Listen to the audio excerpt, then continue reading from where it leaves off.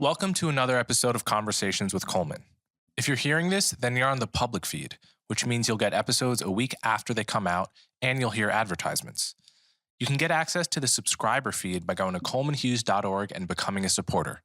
This means you'll have access to episodes a week early, you'll never hear ads, and you'll get access to bonus Q&A episodes. You can also support me by liking and subscribing on YouTube and sharing the show with friends and family. As always, thank you so much for your support. My guest today is Katie Herzog. Katie's the host of the very funny Blocked and Reported podcast along with Jesse Single. She was also a staff writer at The Stranger for many years, and she's also a great visual artist. In this episode, we talk about Katie's upbringing as a lesbian in a less than accepting environment. We also discuss the rapid rise in the salience of trans issues in the past couple years. We discuss the element of social contagion in the recent rise of Gen Z girls with gender dysphoria. We discuss the mission creep of gay rights organizations. We discuss the increasing salience of drag queens in the culture, as well as the backlash against them. We discuss the concept of being non-binary. We talk about the difference between male and female sexuality. We talk about pedophilia and so-called virtuous pedophiles. We talk about puberty blockers, hormone therapy, and gender reassignment surgery. Katie gives advice to parents with gender dysphoric children. We discuss trans women in sports. We talk about the so-called Don't Say Gay bill and much more. So without further ado, Katie Herzog. All right, Katie Herzog, thanks so much for coming on my show. Oh, I'm so glad to. It's good to see you. So I actually went out on Twitter to see what people wanted us to talk about, and I think 50% of the requests were for us to roast Jesse Single for about an hour and a half. Easy. So let it begin. He's too tall, man. Let's just start with the physical shit. He's too tall. Oh my God. I mean, that's just the beginning of it. You know, facial features. Let's get the calipers opinions, out. Terrible like bigotry. Opinions. His pedophilia is probably the worst of it for I'm me. I'm actually okay with that. You know, some people are just born that way. That's true. It's a valid identity. I keep saying this. Yeah, there's a stripe on the flag for it. In all seriousness, you host a podcast with the great Jesse Single, who has been on this podcast and is a friend, and it's called Blocked and Reported. True.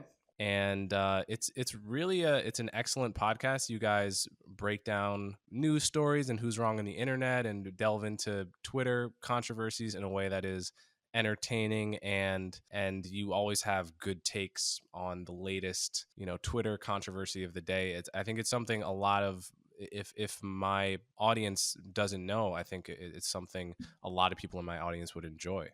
Thanks, Coleman. I think there's probably a lot of overlap between our audiences. Camille accuses us of being fifth column fan fiction, and I think there's some validity to that, but we try to do our own thing a little bit. Yeah. Michael Moynihan accuses you of being the fifth column cover band. Yeah, it's fair. So I guess that there's a lot we can talk about. I thought, and I've been wanting to get you on for a long time, but I thought I would frame the conversation this way.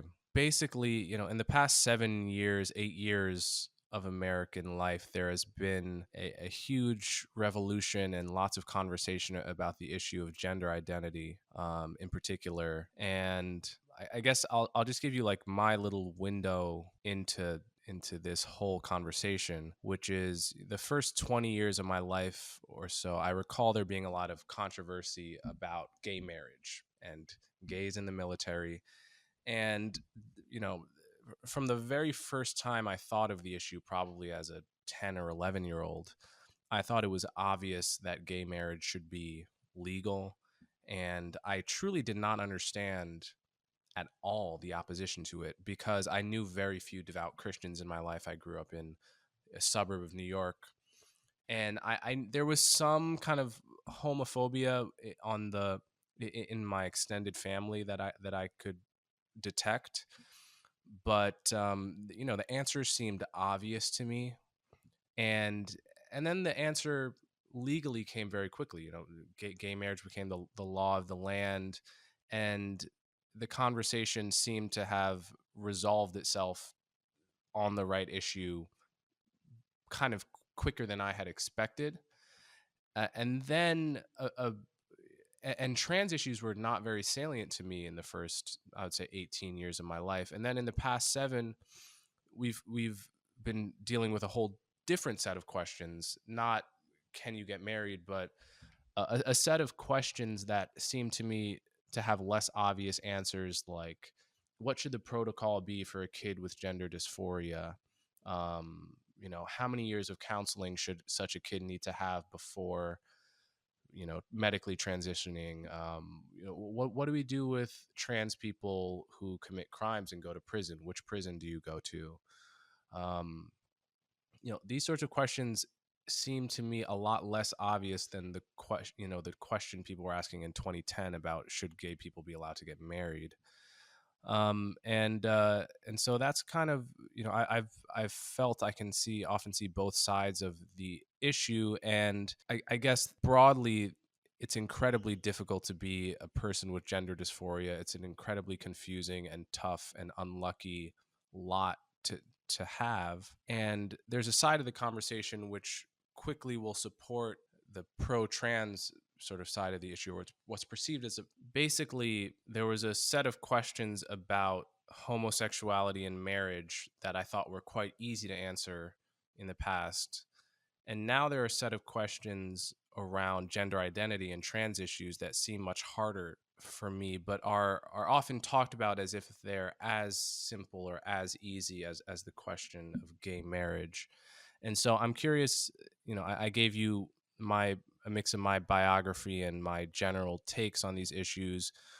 How did you come to think about all of these issues, and maybe give me some of your biography too? Yeah, so pretty similar trajectory to you, although I'm a bit older than you, and so gay marriage, for most of my life, gay marriage seemed like an impossibility. And I came out when I was 20, and at the time, it seemed like this was never going to happen. This was in the early 2000s. And, I would have friends who, up until 2015, when the Supreme Court legalized gay marriage, I would have friends who would have these like ceremonies, and that always felt fake to me. It felt like two people sort of exchange, like two kindergartners exchanging ring pops. It seemed very symbolic, I suppose, but also fake. And so in 2015, this rapid shift. I had, I'm from Western North Carolina. I came from a place where I didn't know any gay people. There was like two gay boys, two out boys in my high school. But gayness was so uncommon that it didn't even occur to me that I could be gay because nobody was gay. I was a kid when Ellen came out. I remember the years when, you would turn on talk radio and she was being called Ellen DeGenerate. It did seem very odd and freakish, even for somebody who was really sort of a little baby dyke.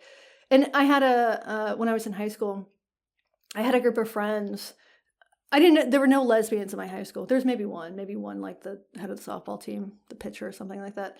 And, but for the most part, there was just no representation at all.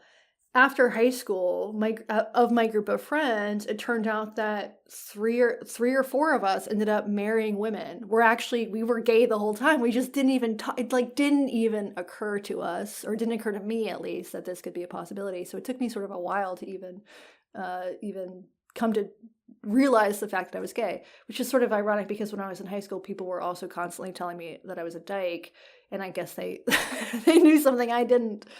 But so I came from a not a super homophobic place, but a fairly homophobic place. And so when I grew up and moved to cities, I became immersed in this sort of queer culture, and I started meeting trans people around that time, and there were always trans guys not even on the periphery. There were always trans guys who were sort of welcome in lesbian spaces, but they were rare. There would be like one or two within the scene. And then that has changed really, really rapidly in the past couple of years. So I remember sort of first noticing this, and I think in 2014, I was living in Charlotte, North Carolina, and I had a friend there. My best friend there was a trans guy.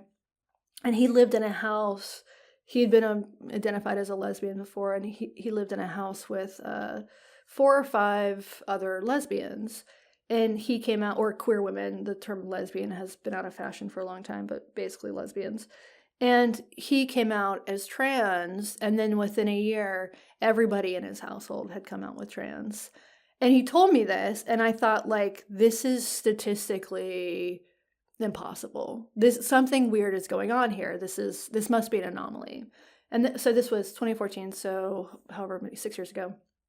And in that time, I have seen that pattern repeat among different households, different communities, different scenes over and over and over. So when I moved to Seattle, I was friends with about 5 other dykes. 4 of them have had top surgery. 3 of them are on testosterone, and all of them either go by he, him, or they, them. I'm the only one of the group who is still a woman. And I have just seen this repeat over and over and over. And so something something remarkable has changed, not just with the amount of attention that this receives, which is obviously a lot more than it was when I was a kid, and the only trans representation was like on Jerry Springer, and you would stay home from school, and there would be some story about a she-male that you could watch on your sick days. So obviously that has changed quite a bit. I think that there's a couple of forces at play here. I think part of it is that after the success of gay marriage, you had this infrastructure, groups like HRC, the Human Rights Campaign, and these various state and citywide groups that had been really focused on gay marriage for years. That was the issue. Gays in the military and then also gay marriage were the primary civil rights issues at the time. And they pivoted. They didn't say, "Oh, we did it. Let's fold up the tent and go home and get new jobs." They pivoted to trans rights. And I think that was really the start of this massive shift from focusing on gay rights, which for the most part have been solved on sort of a legal basis, at least. Although I think we're seeing a lot of backlash now to this focus on trans rights. And you can see this in things like the Human Rights Campaign. If you look at their annual reports and you search for words like trans or lesbian or gay, what you will find is much less focus on gay rights and much more focus on trans rights. And there is a rational reason for that. Gay rights is kind of solved, at least on a legal, if not cultural level. So I think that's what has happened. And that has come with some real consequences. The trans rights thing, it started out being about legal protections and people not being able to be fired for their jobs for their gender identity, or to have equal access to housing and things like this. And then, like many movements, it has crept and evolved and mutated into these tangential issues that I think are actually going to damage the cause of trans rights and damage the cause of gay rights. I think we're seeing a giant backlash right now to things like trans women in sports, youth puberty blockers, and I think ultimately this is going to be bad for genuinely dysphoric people as well as gays and lesbians. So it's a strange time. It's a strange time to be observing all of this and commenting on it. I'm struck by your observation about these groups that formed in an era where gay people couldn't get married, and where it looked like gay people wouldn't be able to get married perhaps for decades. It looked like that might have been 20 years away. It's easy to forget, but you had Obama and Hillary probably as late as, like, I don't know, 2012, pretty much signaling the party line, which was marriages between a man and a woman, even among Democrats. So to think that within the next 2 years it would be the law of the land, I mean, in a way, it was kind of a shocking victory, and maybe a Pyrrhic victory. It was like a victory that came too quick, and maybe popped a balloon of a lot of legitimate and noble activist energy around the issue. And it's possible to be a victim of your own success, a victim of your own victory. Like, what this has happened on the issue of racism as well, which is all these organizations that formed, between 1910 and 1960 around the issue of civil rights. Once you get the major civil rights legislation passed in the mid 60s, they don't suddenly say, we won, everyone go home. Their institutions have an inertia and a kind of self-justification. People don't like to declare their own irrelevance, and it's kind of an unhappy situation or paradox for them to be in, because you can commit yourself to a really important issue, and God forbid you win, it becomes you become this kind of you declare your own irrelevance, or you risk having to do that, or verge into things that are more and more minutia. Yeah, I think you're totally right about this. Activists activate. That's what they do. They do activism, and I understand that, just sort of a self-preservation mode. You've spent your life working on this thing. It would feel more natural to pivot to the next thing, but the next thing is smaller and smaller and smaller, and then all of a sudden we're talking about trans women in women's sports, which I mean, if you think about the last 70 years of the civil rights movement, this is the thing that we're focusing on. Like, this is the issue of the day. In some ways, I think that shows a real success that, right now the big fights are over Leah Thomas and a, divorced father of two who wants to be called Brenda and use the women's room. In a way, there's some beauty to that. It shows that progress really has been made. But my main concern at this point, and I think we're seeing this right now, is this very real backlash that we're seeing, particularly in red states. I think there's a lot of panic over this, the drag panic this week. The week before it was the groomer panic. And then we are seeing some very draconian and I think cruel bills come out of red states. And a lot of people have blamed Jesse, my co-host in particular, for this, because he and I have both written about youth gender dysphoria and detransition.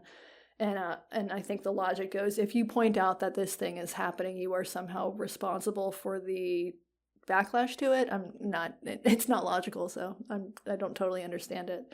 Yeah. So one thing, we'll get to all that stuff, but one thing I want to touch on at the beginning is the shift in the philosophy towards gender identity that I've seen in my lifetime, which is, I remember when I was in pre-K, I thought it was arbitrary that boys were supposed to like blue and girls were supposed to like pink, and I was a little contrarian. So I would say that I liked pink just to piss my in my head to piss my stupid teachers off and to show them that I understood all this stuff was arbitrary, just to be a little douchebag.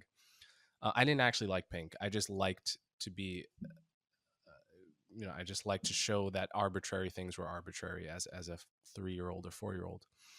But basically, what I recall of the ethos of that time, which again, I grew up in a pretty progressive place, was there's no right way to be a boy. There's no right way to be a girl. If you want to be a girl and you love sports and you love cutting your hair short and you like roughhousing with the boys, that's a perfectly valid way to be a girl. We would have called it a tomboy. You're a tomboy. That's fine. If you want to be a boy and wear dresses, that's fine. That's a valid way to be a boy too. One thing I and many other people have noted is that the attitude, the current attitude, especially among trans activists and progressives, seems to be importantly different in that if you display the stereotypical behaviors of the other sex, then perhaps you really are the other gender, right? Perhaps your gender identity is not a boy if you like to wear dresses. And that may seem like a distinction without a difference, but it could be material in that the latter attitude potentially puts you on a track for eventual medical transition and social transition and pronoun transition, whereas the first would put you on a track towards being, Katie's a tomboy, she's a tomboy, and whatever attitude people have towards that. So I'm curious if you also observe that difference in philosophy. Oh, absolutely. Yeah, this is something people are probably sick of hearing me complain about this. Yeah, in the first version of this, the way that you were raised and the way that I was raised, there was an expansion of the idea of gender roles. I think this was I think it's always been easier for girls, at least in my lifetime to be gender nonconforming or gender role nonconforming. It, because women wear pants, it is a little bit weirder for a boy to wear a skirt, and there's probably going to be some bullying that comes along with that. But yes, the whole idea was to expand what it meant to be a boy or what it meant to be a girl. Your sex doesn't define who you are or what you can do.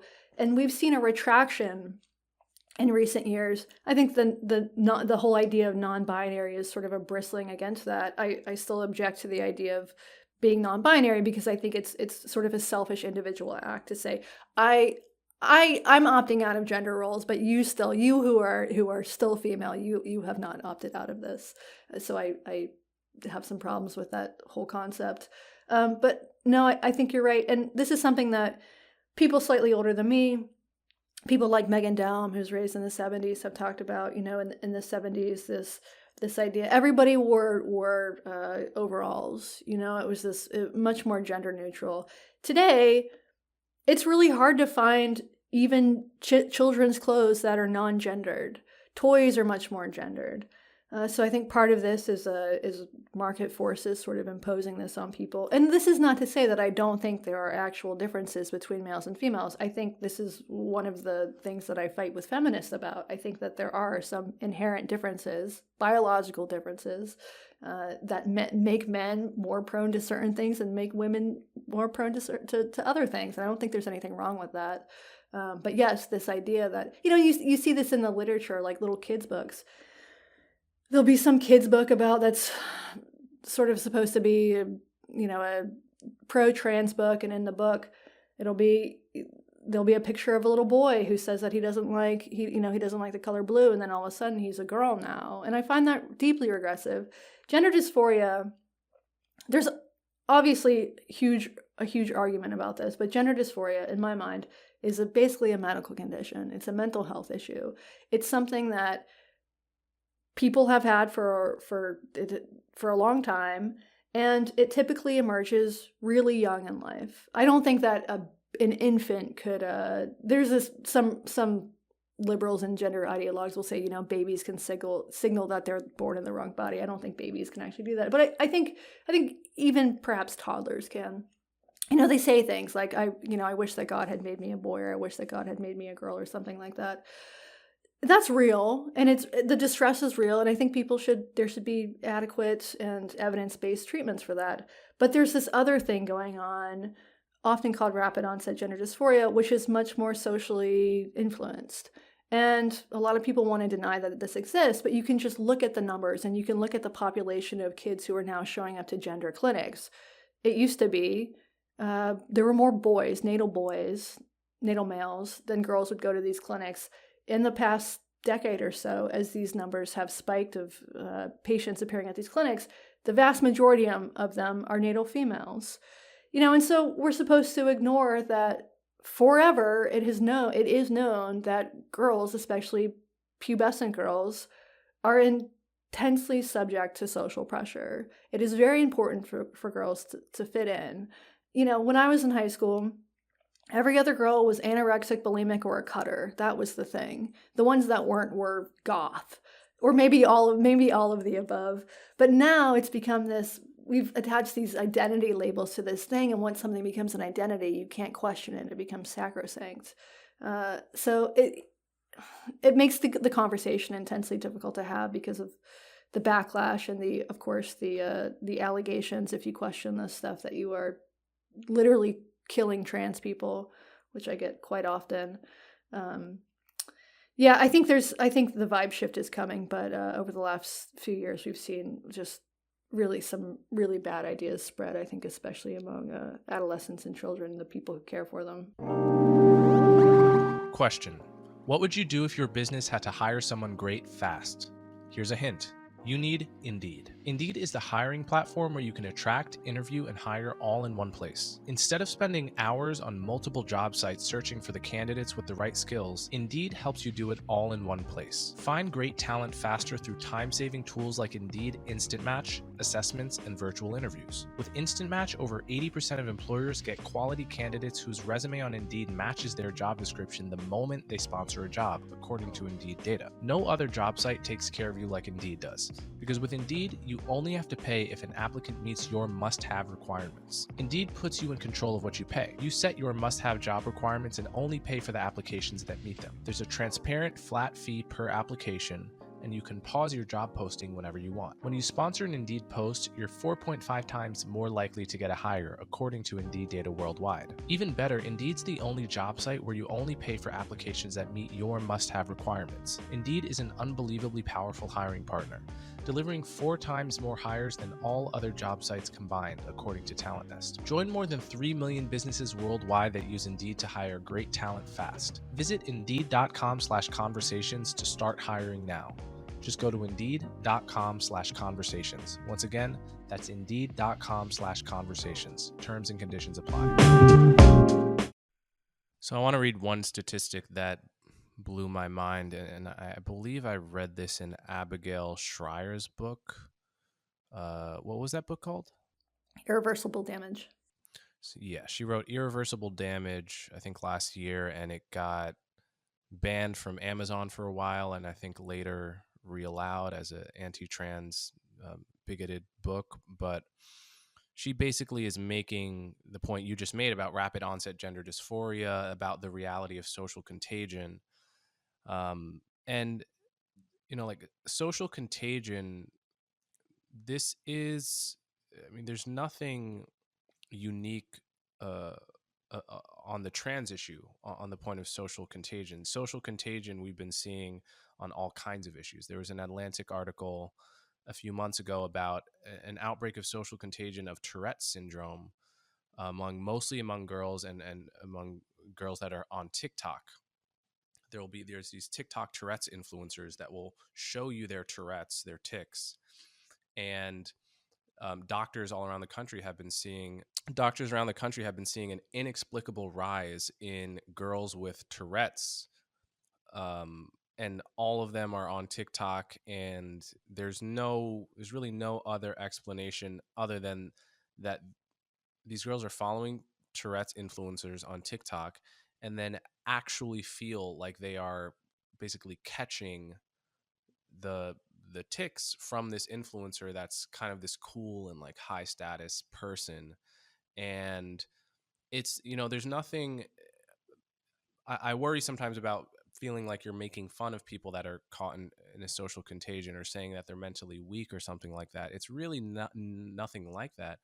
All it is basically the reverse of the placebo effect, right? Like no matter how objective or reality based you think you are, I think the truth is we know if we put you in a medical experiment and give you a sugar pill and you have a disease, there's a pretty good chance you're going to actually feel better getting a pill that has nothing in it.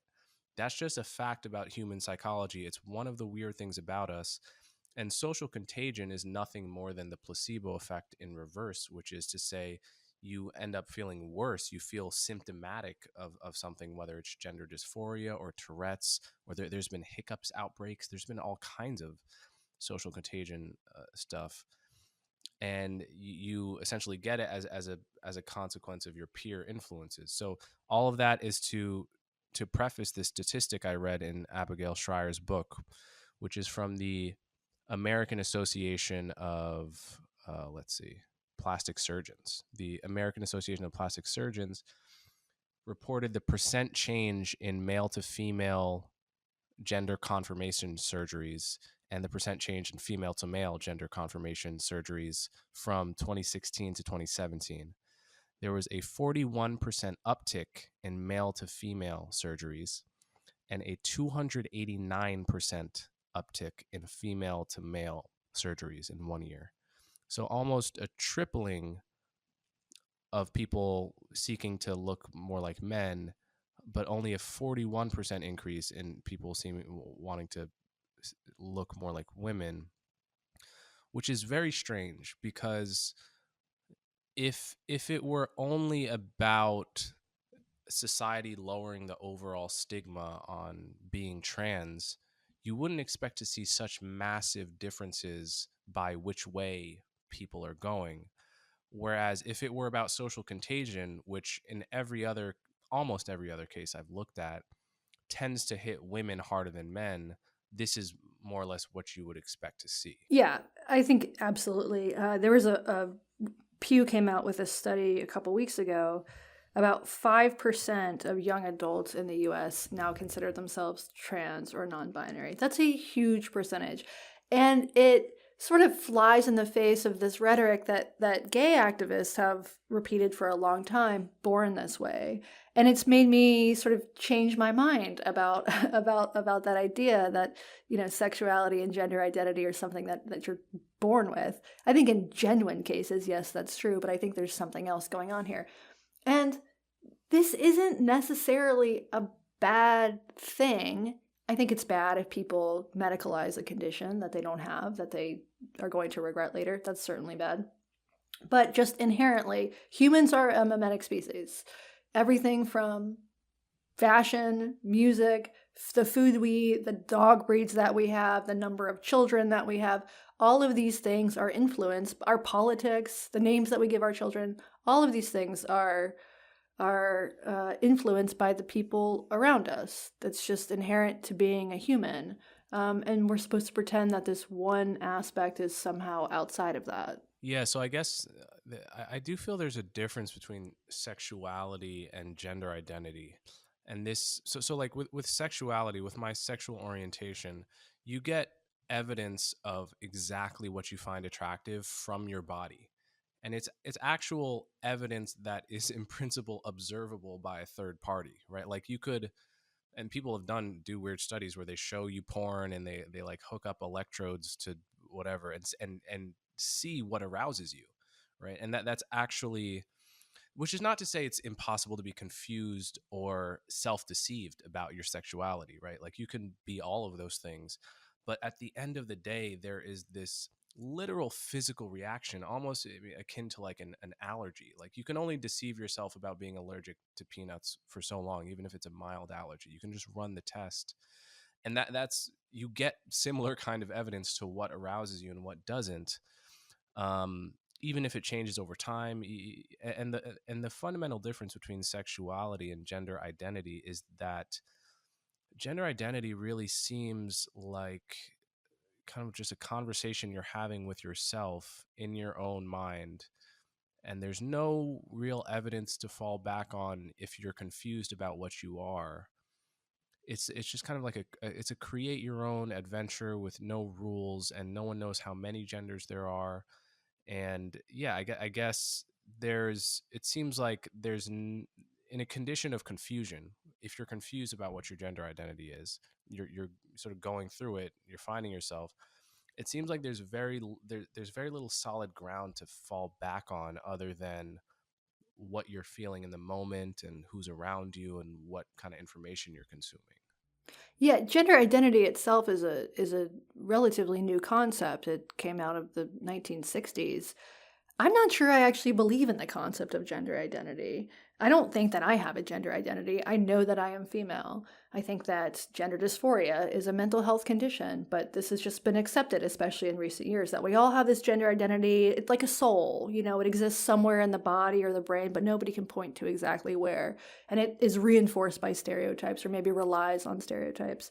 I've had this conversation. I know a lot of people who identify as non-binary, and I've had this conversation with a lot of them, and I ask, what does it mean to be non-binary? And the conversation always goes the same way. Well, I don't feel like a male, or I don't feel like a man, or I don't feel like a woman. Okay, well, what does that mean? Well, some days I want to wear masculine clothes, and some days I want to wear feminine clothes. And to me, that's just a reliance on stereotypes.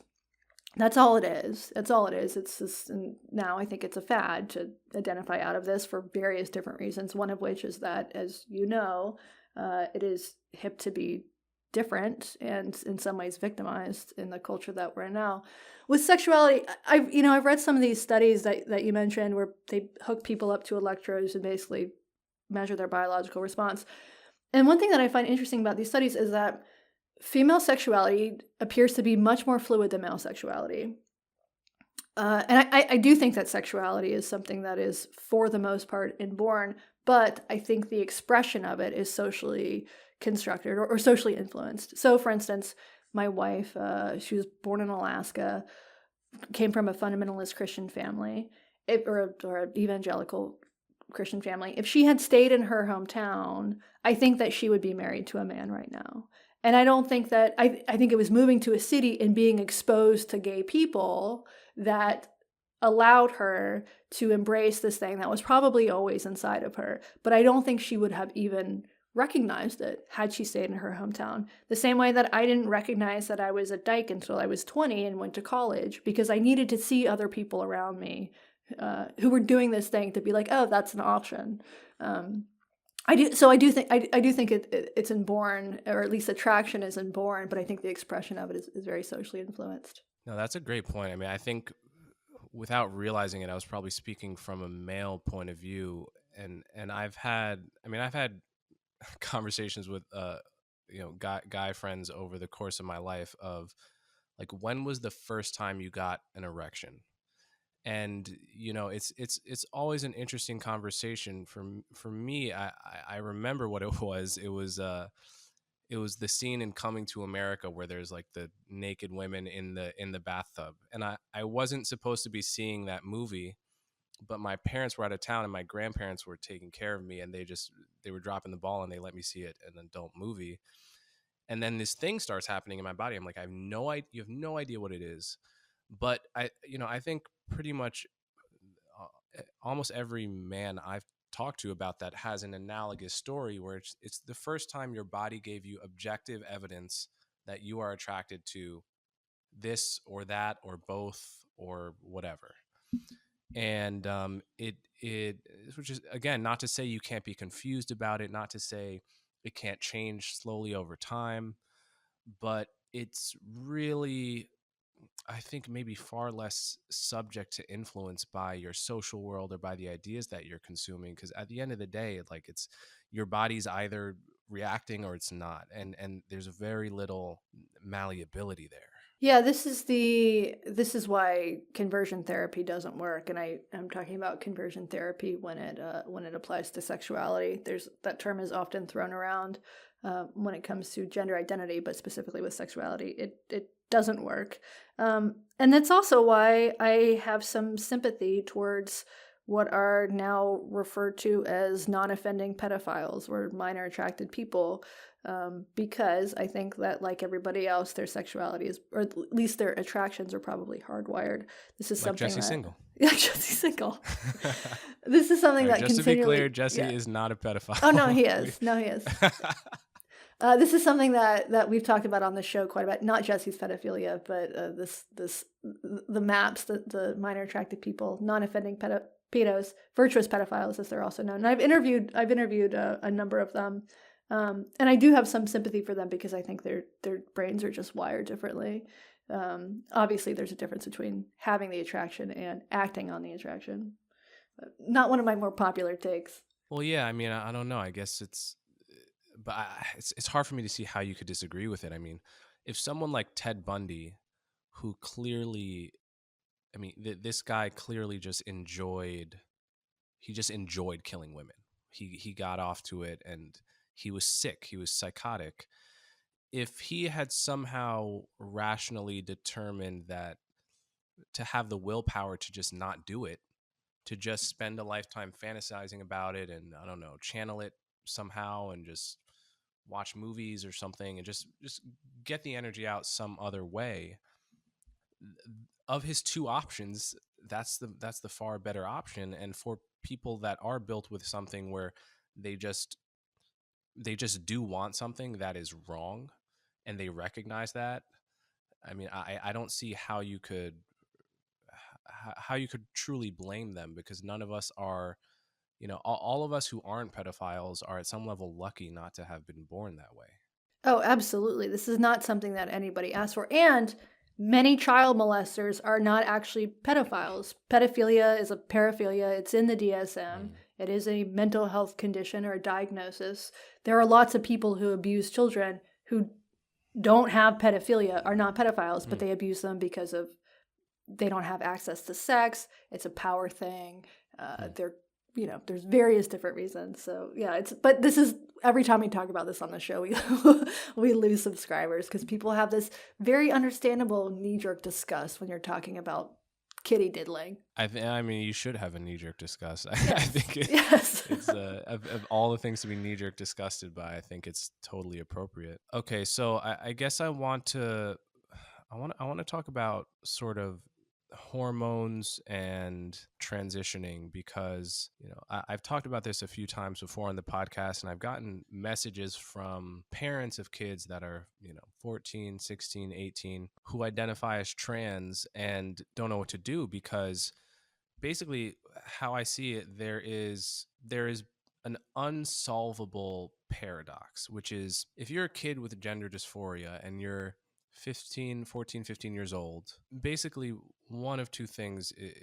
Basically, there's an inevitable trade-off, which is that the sooner you start, let's say you're even 11 or 12, the sooner you start with puberty blockers, hormones, and so forth, the more likely you are to really be able to persuasively look like the gender you want to look like.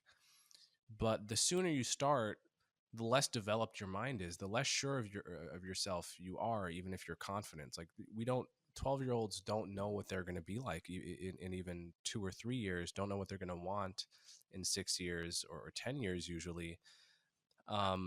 So there's a trade-off between how early you start and how likely you are to regret your decisions.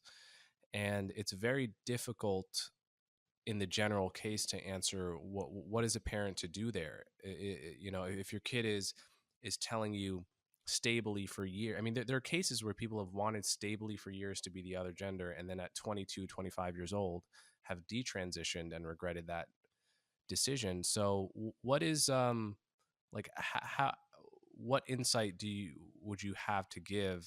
I mean, you're not a doctor, obviously, but like, what insight from studying this issue would you have to give to people dealing with this impossible trade-off where every decision seems like it can turn out horribly? Yeah, this is really difficult, and I get this question a lot. The first thing that I do is I refer to parents who need support to other parental support groups, because this is something, especially if you're in a progressive milieu, this is something that you probably can't talk to your friends about, or maybe can't talk to your friends about because this narrative has proliferated. This rhetoric gets spewed, things like, I'd rather have a dead, or shit, I'd rather have a live son than a dead daughter, or whatever it is. It's this sort of emotional blackmail where people rely on this idea that if kids aren't able to transition or get puberty blockers on demand, they're going to kill themselves. The data doesn't actually bear that out. Yeah, I was about to say, how true. I mean, I've seen one study on that where the pre and post-op suicide rates were basically the same. But do you have a sense of that whole literature? What's true there? Jesse is much better on the literature than I am, but it appears as though we do not have reliable evidence that access to puberty blockers or cross-sex hormones greatly reduces suicidal ideation. So if I were a parent, this is what I would do. I would be supportive of my child and make sure that the child knew that they were loved and cared for. But I would also probably not allow my kid to get puberty blockers. And the reason for this is because you will hear activists will say that puberty blockers are 100% reversible. This is not true. There are lots of consequences to taking puberty blockers, even if a child is genuinely dysphoric. And I should say, I think there's a big difference between a child who, from the age of 3 years old, starts saying, God gave me the wrong body, and has genuine distress with their physical body, not their gender roles, but their physical body, and someone who, around the age of puberty, starts exhibiting signs of gender dysphoria. In one case, I think you're much more likely to find that it is a genuine, long-held, very problematic issue and should be addressed. And the other one, people are more likely to grow out of it. And even kids with gender dysphoria, like I was a kid who, if I were born now, if I were a young person now, I would almost certainly be diagnosed with gender dysphoria because I was very uncomfortable with my body growing up around puberty, very uncomfortable with it. I was a tomboy, the only girl in Little League. I was that sort. And And I grew up like most people with gender dysphoria do to just be a lesbian. And that's fine. That doesn't require lifelong medical intervention. But okay, so back to blockers. The reason that I would not let my kid, if I were a parent, use puberty blockers is because the side effects are serious. There's issues with bone density. So if you just Google Lupron side effects, you'll find these stories of kids who were given Lupron, not even for puberty blocker. It is sort of the big puberty blocker, but kids who were given them for precocious puberty. And they have things like spinal fractures when they're really young. So this is Get kids that diagnosed. are going through puberty at like 8 years old or something. Yeah, yeah. And then they end up with osteoporosis as young people. So there are issues like that. That's real. But even if these kids, let's say you have a kid who is deeply gender dysphoric, has been from a young age, will probably want to transition, and you feel solid. You think that this is the right thing to do. And of course, people can always change their mind, but you think that this is the right thing to do. The kid thinks it's the right thing to do. If you take puberty blockers, in some ways, and it depends on if you're male or female, it's obviously easier for females, so trans men, F to M, to pass than it is for males, male or females to pass. But if you go on puberty blockers, let's say if you're a girl, a female, and you want to be a boy, puberty blockers make you shorter. That's not going to help you pass.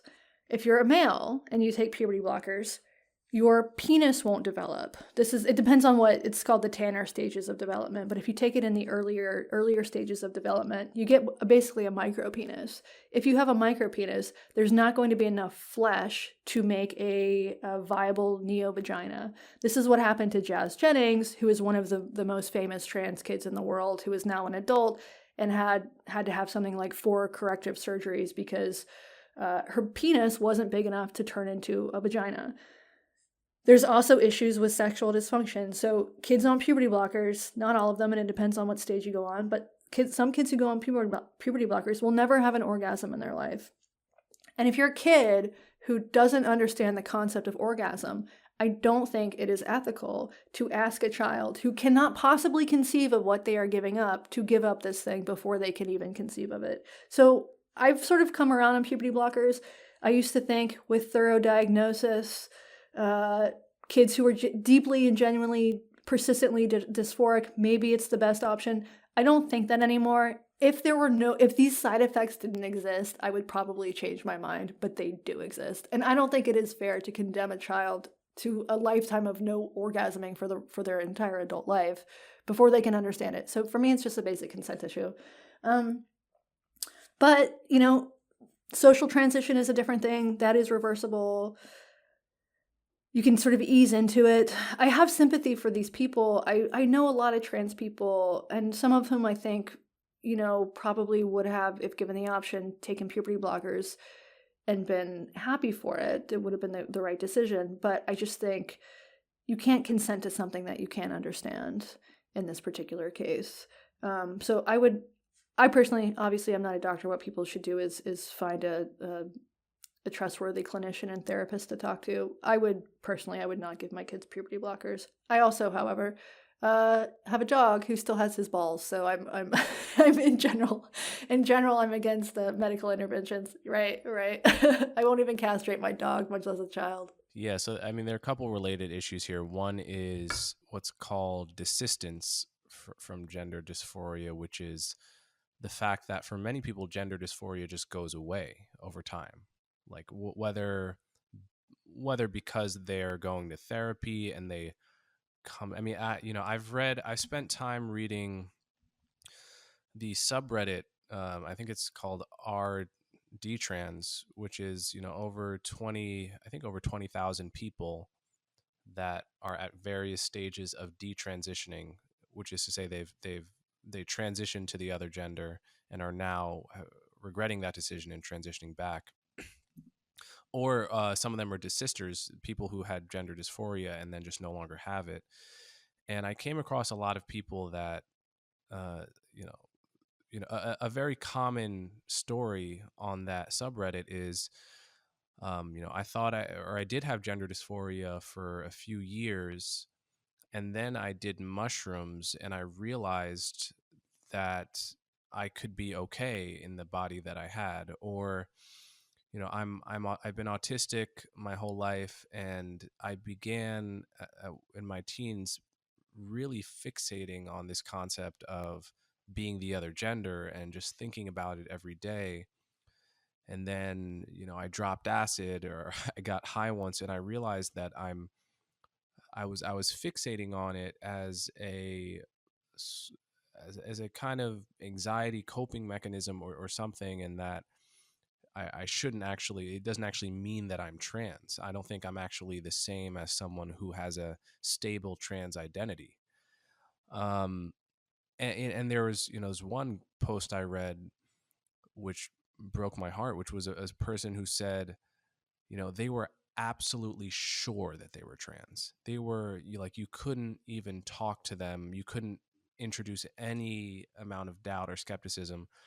And I think they got surgery, and then had one of these experiences where they realized um, that they were fixating on something that wasn't actually the problem. They were depressed, or it was some other mental illness temporarily expressing itself as gender dysphoria. And now they were saddled with all of these post-surgical complications. And so this is a part of the conversation that's considered taboo in left-wing spaces, and will occasionally get your tweets censored or your book censored. But it's impossible for me to not um, want to throw the spotlight on these people, because they're going through something that may have been avoidable with better and more open conversations, and it has to be a part of the story that's worth talking about. Yeah, absolutely. And we don't know how many people have detransitions. There's better numbers, I think, sort of historical numbers on desistance, because you can look at the number of people who have gone through gender identity clinics who end up not going on cross-sex hormones.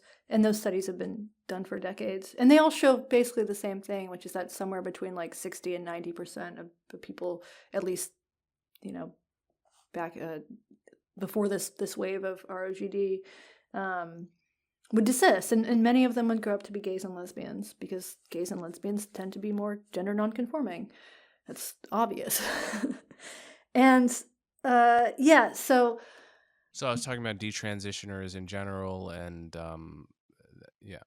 So when it comes to detransitioners, we don't know we don't even have an approximation of the number of people who have detransitioned or who regret their transition, because so many people are lost to follow-up during these studies, and very few detransitioners go back to their surgeons or their clinicians and say, hey buddy, you got it wrong.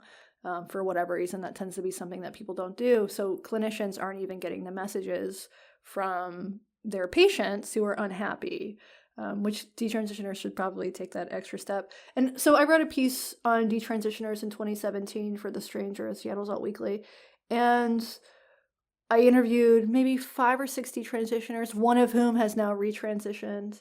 And they all told me that they basically found other coping mechanisms to deal with their gender dysphoria. And a lot of them had to do with physical exercise, dance, really connecting with their body in a way that they hadn't before.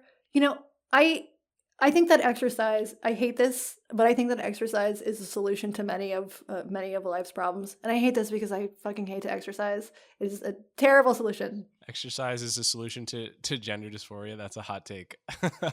I'm connecting with your body, feeling good in your body, feeling like your body. I think that exercise is a works to combat depression and anxiety. I don't do it, but I think it's much easier to take the pill. But I do think that there are other things that people can do to alleviate their dysphoria. And the problem is that there's this trend within therapy, so that somebody goes to a therapist complaining about something, and they leave with a diagnosis of gender dysphoria. And we saw this, I think there's some parallels between satanic panic and the repressed memory craze of the 1980s and 90s, where somebody would go into a therapist experiencing depression and leave believing that their father had taken them to a cave and raped them for 10 years. It's probably not as dramatic as what happened then, but this is something that I've talked to a number of people about. They have depression and anxiety. There's a connection with autism, as you mentioned. And instead of addressing the underlying issues, they go to therapists or sort of are fast tracked. The idea is that transition is the solution to all that ails you. And I can see why, because if you watch YouTube videos or follow trans influencers, it is oftentimes posed as the solution to all that ails you. And I think that for some people it probably is, if their one issue is gender dysphoria, but if there are underlying conditions, just changing your sex or trying to appear to change your sex is not going to solve all of your problems. Yeah, I think one thing is that, depression is really a hell of a drug. Like, if you're depressed for prolonged periods of time, often you will do or try anything that seems to hold a promise of curing it. And if you're depressed and you're also, not exactly the stereotype of your gender, it can be very easy to go down a rabbit hole online and be quickly convinced and hopeful that this and sort of put all your eggs in the basket of gender transition as the reason why you are sad in life.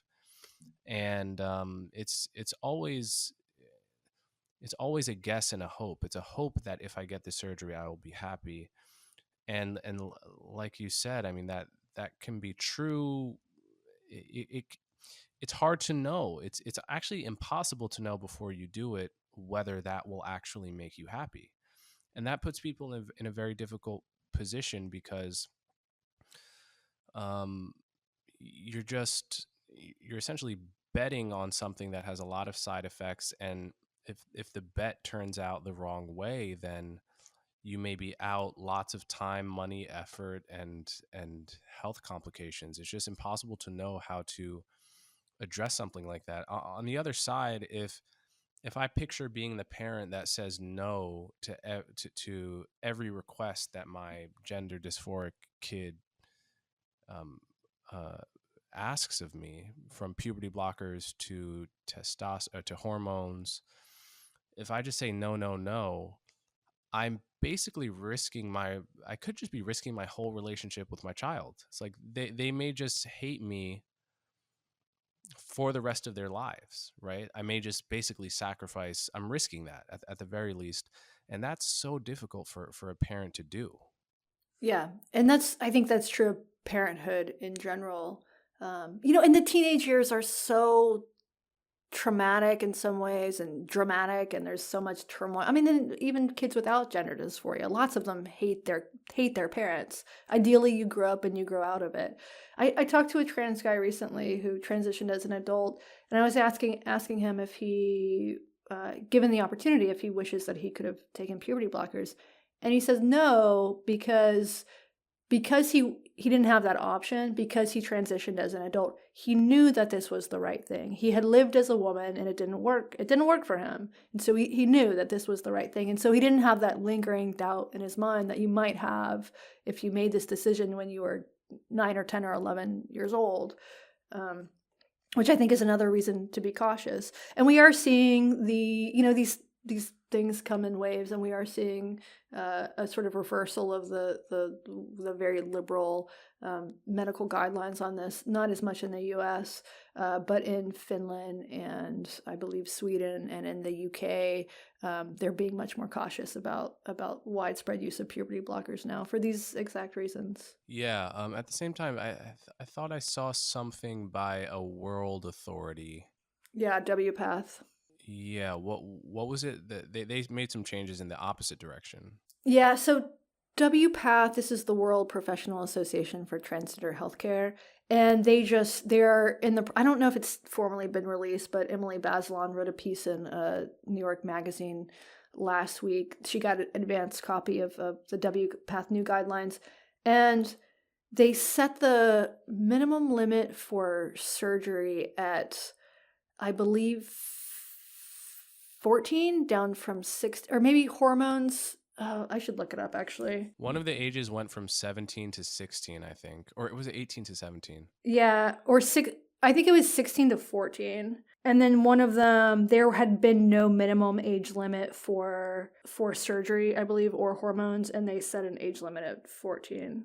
I want to talk about some of the other ways in which gender identity has been appearing in the news, especially lately. I mean, there's a lot of flashpoints. Obviously, Leah Thomas and transgender women in sports has been a big one.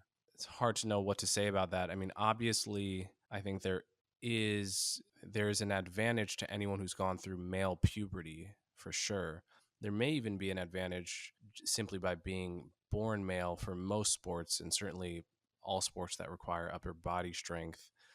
And so I'm curious what you made of the whole Leah Thomas culture war fiasco. I found this to be a very interesting, of course, moment. Some of the reporting on this was just egregiously bad. Hearing places like NPR pretend that there is no obvious biological, physical advantage that males have over females was sort of a emperor has no clothes situation. I saw yesterday. I think that there's been some shifts in the media on this in recent months. And yesterday, the New York Times published a piece that said something like, scientists believe that males have an advantage of females over sports. Yeah, no shit, really. Do you remember? I remember there was an Onion article maybe 10 or 15 years ago that read, study shows stabbing monkeys with a knife causes them harm. Yeah. This is what is happening. But you would still see lots of people say that males don't have a biological advantage, or even if they do, it doesn't matter, because the value of inclusivity is more important than fairness.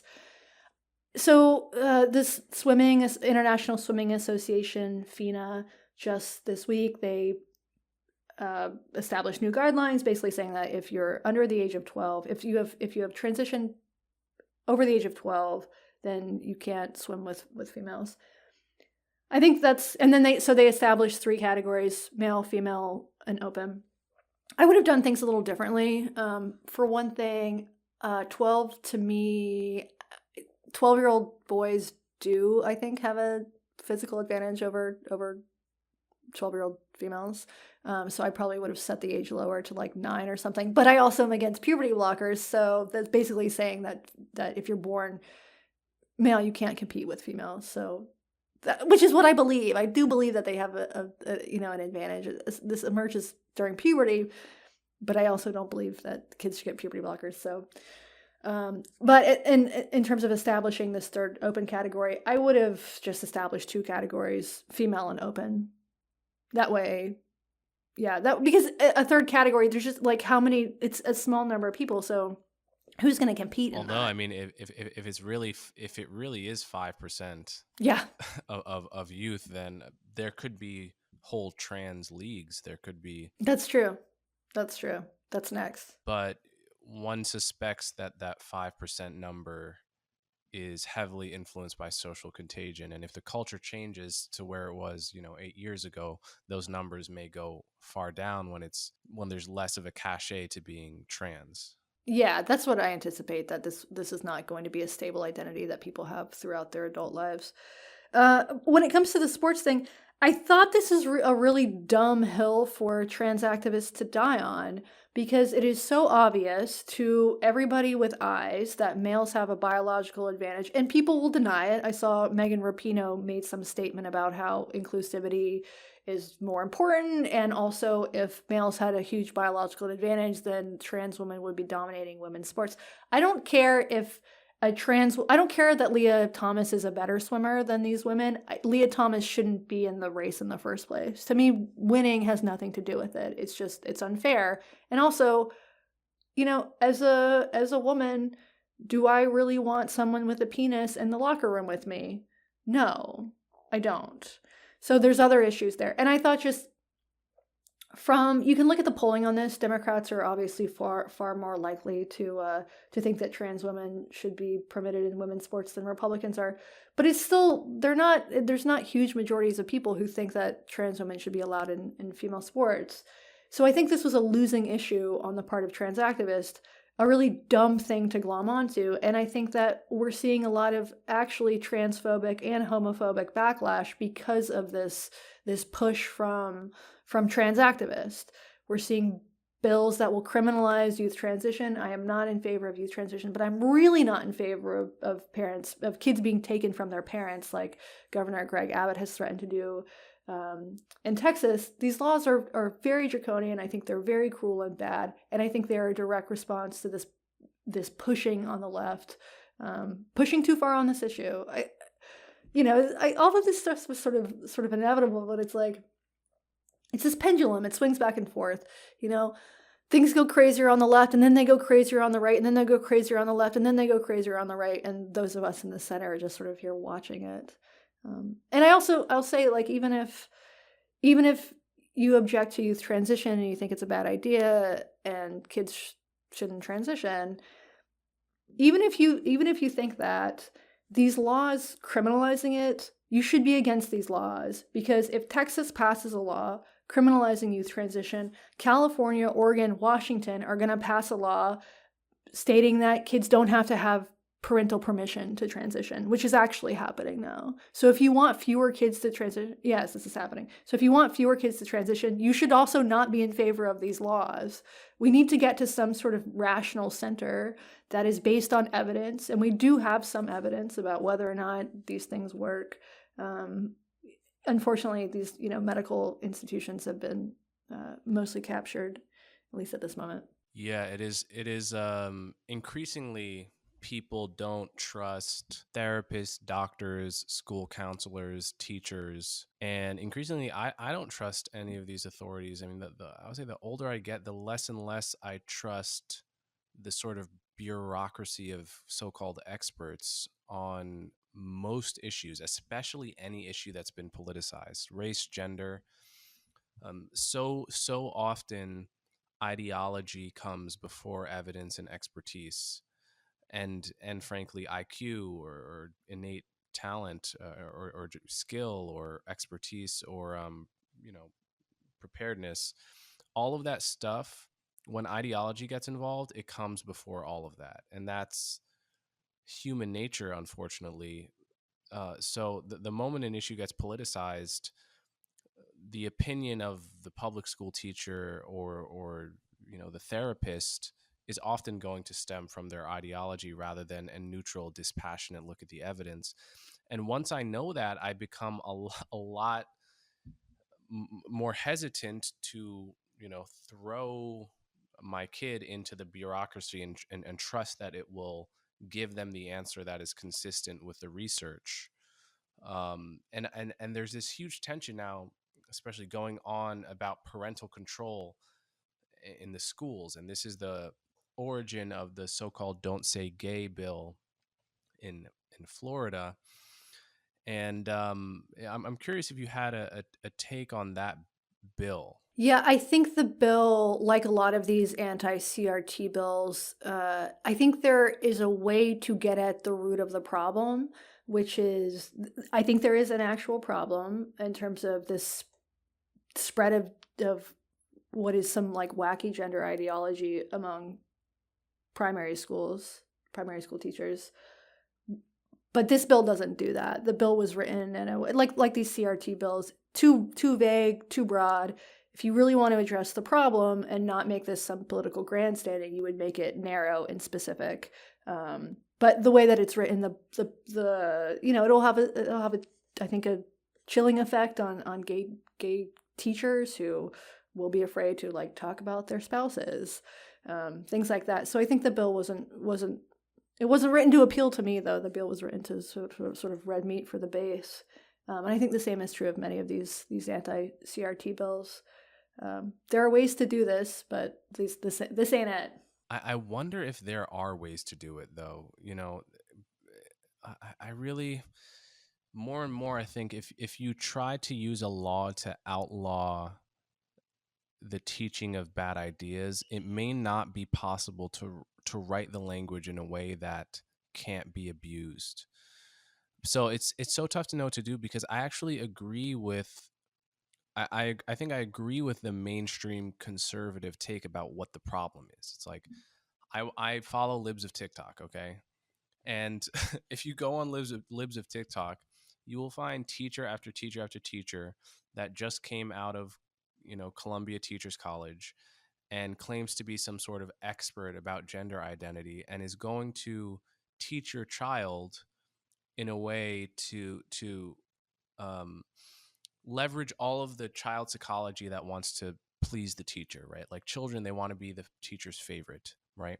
And will use all of that psychology to elicit the answers, the, basically the far left progressive take on gender, that your gender, you have this soul essentially, and only you know it, and will essentially reward the children with the teacher's praise, those children who say that they're not the gender that they were assigned at birth. And from the little I remember of being a kid, I, I remember how strong the temptation was to be the teacher's favorite, right? And then that puts you on a track. It could contribute to putting you on a track a towards puberty blockers, or some kind of intervention you may not really need. So I think that's a problem. I mean, I think that's what, that is a big problem. Why should the teacher whose salary I'm paying for, who has a captive audience of our children, be able to indoctrinate them on something that's totally unscientific, right? It's not like I'm saying don't teach evolution in schools, right? That's just science. It's like you're saying don't teach astrology. Yeah, it's like saying don't teach astrology or don't teach your religion. Like, I don't want them lecturing. If a teacher got up there and said, "Here's what happens after death: you burn in hell, and here's the way not to get there," that would piss me off, because that's if I I should have the right to indoctrinate my kids, or not, and I certainly don't want my tax money going to people that are not experts on the issue. An issue where expertise isn't really even defined yet, right? It's like not a scientific issue, gender identity. We don't know. We can't even agree how many genders there are, right? How could it be a scientific issue where the research all says this? So I agree with the problem, but I just, when I see the so-called "Don't Say Gay" bill, which was, name, that's the name its critics give it, of course. The the problem I have with it is what you said, which is I have no problem with sort of banning sexual orientation or gender identity talk for like kindergartners through third graders. I don't remember being told any crucial information about those issues in class at that age. I'm too young to even understand it, really.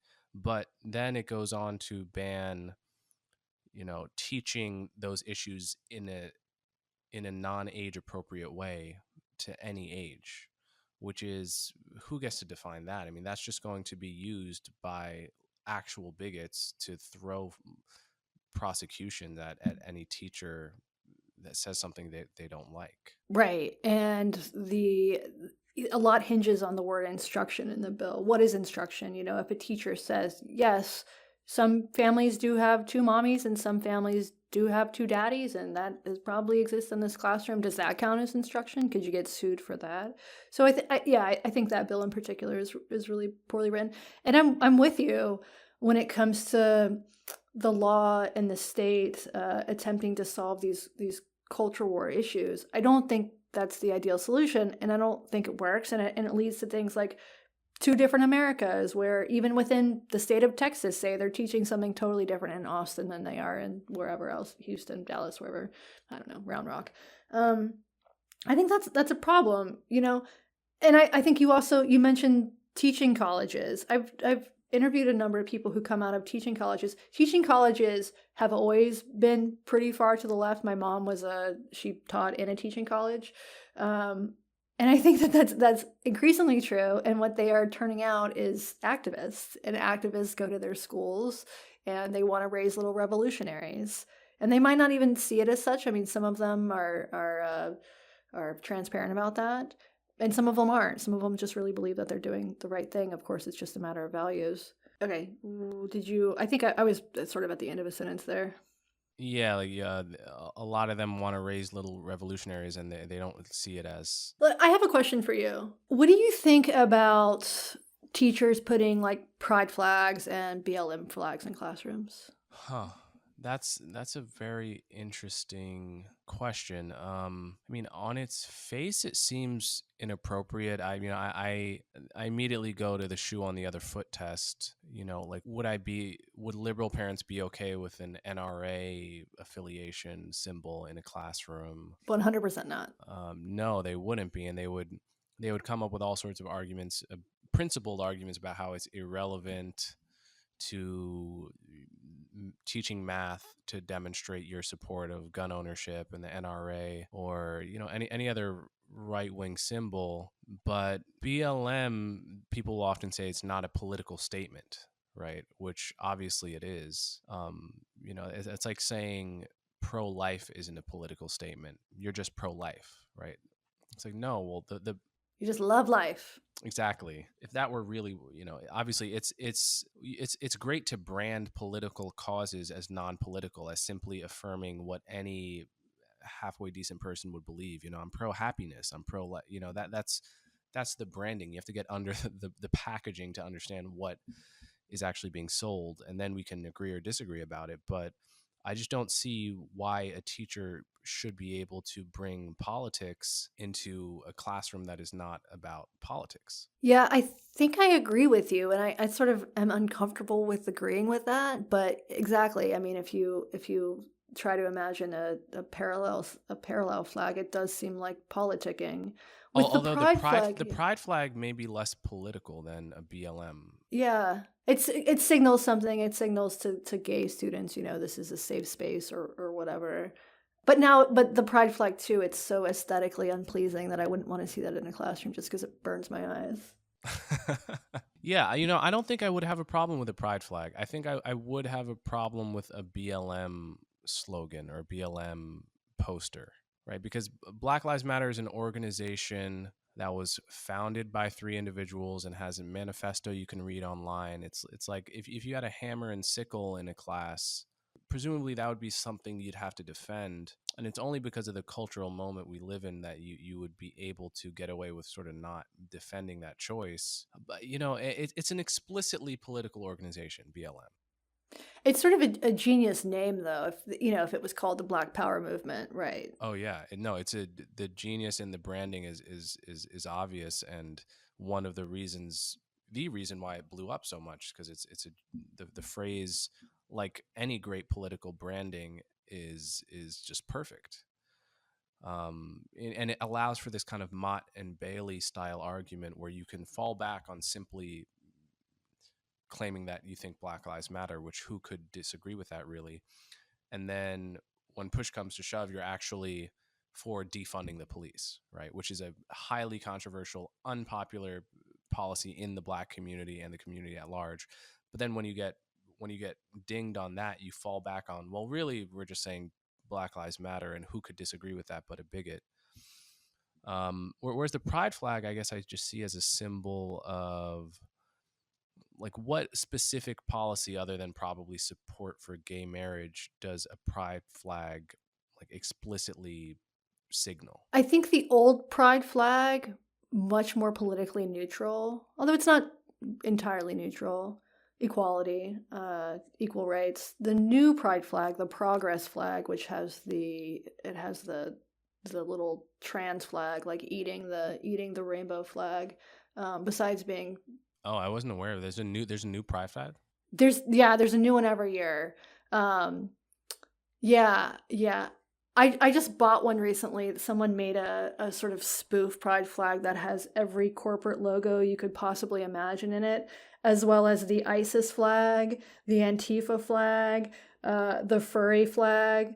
It's hideous. It's hanging outside my house right now. It's got a hammer and sickle, as well as like the Google logo, the Amazon logo. I'm waiting for somebody to steal it, and then I can claim to be a victim of a hate crime. But that one, I think it's called the Progress Pride flag. I think that one's a little bit more political, and it's also just it's ugly. I think we should ban all ugly flags. God hates flags. So I guess the last thing that's been in the news recently are drag shows. Yes. And I guess this breaks into two different kinds of. I mean, there are drag shows where you have a drag queen. I'm not sure if that is that still the term. Is that still the proper term? Yeah, I think drag queen is still allowed. Been reclaimed. Okay, drag queen like doing almost stripper like dance in public, and it's like you watch it and you bring your. It almost seems like a tourist attraction. Like, oh, look at this. We have this tradition of men dressing up like very ornate and heavily made up women, and then doing a almost like a pole routine. And it's you can feel however you want to feel about that. It's like it's awesome or it's gross or it's neutral. It's however you feel about it. And then there are sometimes children at the shows. And then there's a separate thing of schools paying drag queens to come into class and read the class a book, like dressed ornately. And New York City has spent $200,000 apparently on this, um, for some inexplicable reason, over the past 4 years. So yeah, what do you make of all that? Yeah, this whole thing is so confusing in some ways. I mean, this started with Drag Queen Story Hour, where drag queens would go read books to kids at libraries. I don't think there's anything inherently wrong with that about that. It's sort of a clownish thing. Kids wouldn't. There's nothing inherently sexual about it. If not, if you're not like flashing the children, which Libs of TikTok posted a video of a drag queen actually doing that. My basic take on this is that if a drag queen is doing something that would be inappropriate for a woman to do in public, then you probably shouldn't take your kids to do it. I think drag is an adult thing. I don't think kids belong in bars, obviously. And also, like, who wants kids running around where you're watching that kind of shit? So it's not something that if I were a parent, I would probably take my kid to. But like Ron DeSantis said that he was going to like order CPS to investigate parents who take their kids to drag shows. And that is crazy. And he's supposed to be the parental rights guy. This is a parental right. Do I think it's inappropriate to take a kid to a sexualized drag show? Absolutely. But I don't think that you should lose your child for that. That's crazy state overreach. Oh yeah, that's nuts. I mean, I saw one of the Lives of TikTok video that I think was actually happening in the town I grew up in, and I recognized the street. It was like a drag queen doing a dance outdoors in a sort of a cafe, and there were kids there. And again, I think if I had a kid there, I don't know what I would do. I would sort of be like, it's a spectacle, and it's kind of inappropriate, and it definitely would be inappropriate if it were a woman. But somehow the fact that it's a drag queen makes it like a conversation piece in a way that it wouldn't be if it's a woman. It's a very strange kind of thing. Right. I just when it comes down to it, I really think that this is about parents' choice. Like if I were a parent, I wouldn't let my kids watch horror films, But some parents do that, and should they be allowed to do that? Yeah, I think they should be allowed to do it, even if I personally think it's bad parenting. And I think a lot of this is people like Chris Rufo, who's been very transparent about what he's doing. He's a master propagandist, redefining. He wants to redefine the term drag and call them trans strippers. Well, most drag queens are not trans. That's not some of them are, but Chris Rufo is trying to attach the drag queen issue to the trans issue, and I think it would be more dishonest if he weren't so blatant about what he's doing. But I think this is also part of this just sort of panic that's happening right now. Drag queen, this is not a huge deal. I mean, I don't think that New York City should be paying $200,000 for this. That's crazy. But Right. I think that's my objection to it. Like, I don't think I don't think you're harming kids by having a drag queen read a book, unless the book is crazy. And most of the books, they're reading like Where the Wild Things Are, and I tweeted this, but they should have the drag queens read Abigail Schreier's Irreversible Damage. Just really screw everyone up. So yeah, but I mean, obviously, it doesn't make me more excited to pay my taxes when I learn that you spent $250,000 and like $50,000 in the last month hiring drag queens to read books that you could just have the teachers read, which I'm also already paying for as a taxpayer. It does not inspire confidence. It really brings out my inner Ron Swanson, in the sense that, like, why the fuck is the government taking so much of my money and then just pissing it away when we have so many problems, right? Like resources are scarce and our kids are failing in math and reading. And, Richard Carranza, the school chancellor of New York, budgets $23 million to anti-bias trainings to be spent over 4 years. $23 million to be spent over 4 years, telling teachers, New York teachers, adults, to be less racist to the kids. You should get in on that. It's very lucrative. Yeah. I mean, my God, it must be, these DEI anti-bias trainings at this point must be like a several $100 million industry. Oh, absolutely. If New York City alone is paying $23 million for it over 4 years, I mean, it does actually, as a New York City taxpayer that materially sees my bank account change depending on what the city tax rate is, it does bring out my inner libertarian to see my money pissed away on things when this city is like, there's a homeless problem, there's a crime problem, the schools are shit in so many places, there are neighborhoods that you can't walk in, like East Harlem, because like the crime on the street is so rampant. It's like it's absurd, and it totally it destroys my faith in not that I had all that much to begin with, but in public servants and how they choose to spend other people's money. Yeah, typically you can get parents to come in and volunteer to read to their kids' classrooms for free. They will do that. That happens. That's a thing that people do. Maybe they should have the parents dress up in drag or the teachers dress up in drag. I think part of this comes from the immense popularity of RuPaul's Drag Race. We could probably blame RuPaul for this, that drag has gone from something that was subversive and adult to something that was family friendly, and now something that is in classrooms and libraries. I think concept creep really, or mission creep is a sort of convenient explanation for many facets of our current moment. Yeah, no doubt. And well, we've come to the end of this. I think we've dealt with everything. I think we've solved everything, actually. I think we solved it. Everything. We solved it. You're welcome. The one world. podcast to end them all. Yes. Well, if you don't know, Blocked and Reported, Katie Herzog and Jesse Single, go listen to it. It's a really fun podcast. And what else are you up to these days that my listeners should be aware of? Not much. I don't. Yeah, it's summertime, so what am I watching lately? I just watched Dope Sick. That was pretty good.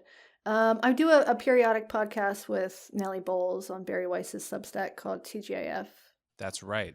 I heard the last episode this week. It's really good. TGIF every Friday. That's honestly Barry Weiss. It's not every Friday. It's like every third Friday. It's whenever we feel like it. But yeah, that's pretty much it. I'm on Twitter.